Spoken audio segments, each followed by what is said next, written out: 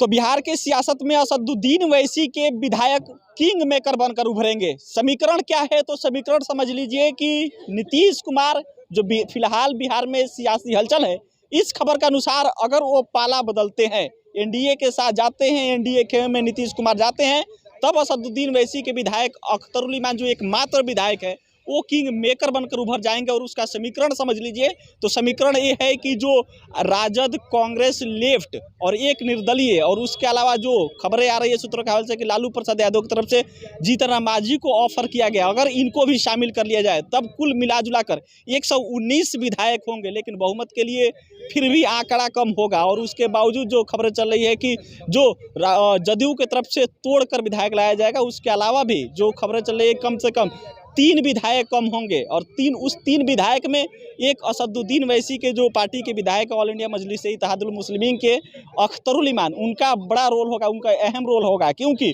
अगर all India Majlis-e-Ittehadul मुस्लिमीन के एक विधायक को, उस विधायक को हटाया जाए, तब जो नीतीश लालू प्रसाद यादव के इस ऑफर को अगर कबूल कर लेते हैं जीतन राम मांझी, तब सारे जो इंडिया गठबंधन या कह लीजिए महागठबंधन के जो विधायक होंगे वो 119 होंगे।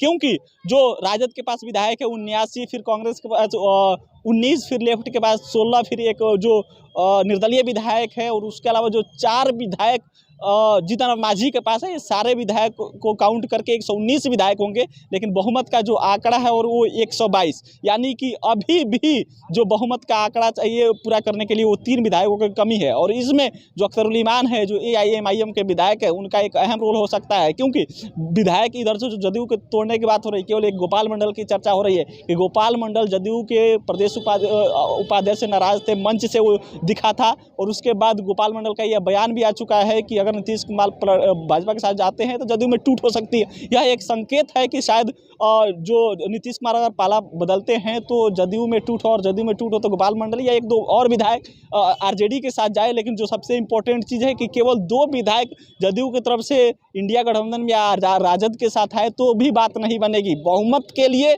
122 विधायकों का होना जरूरी है। और उस 122 विधायक के आंकड़े को पूरा करने के लिए राजद में या कह लीजिए कि महागठबंधन में अख्तरुल इमान जो असदुद्दीन ओवैसी के पार्टी के विधायक है, उनका अहम रोल होगा। क्योंकि ये किंग मेकर बनकर उभर सकते हैं। क्योंकि बहुमत का आंकड़ा पाना इस समय कह लीजिए कि बिहार में जो खिचड़ी पक रही है उसके अनुसार काफ़ी डिफ़िकल्ट हो सकता है। क्योंकि इधर अगर नीतीश कुमार पाला बदलते हैं, तब अगर नीतीश कुमार पाला बदलने के बाद से इधर जीतन राम मांझी राजद की तरफ आ जाते हैं, इंडिया गठबंधन की तरफ आ जाते हैं, तब जो दोनों गठबंधन का जो समीकरण होगा वो लगभग बहुमत के करीब जाएगा। लेकिन अगर तोड़ लिया जाता है आरजेडी की तरफ से 2 विधायक, और तब उस समय अख्तरुल इमान जो AIMIM के विधायक है उनका रोल अहम हो जाएगा। तो क्या अख्तरुल इमान बिहार के सियासत में जो असदुद्दीन ओवैसी की पार्टी के विधायक है वो एक किंग मेकर के रूप में उभरेंगे?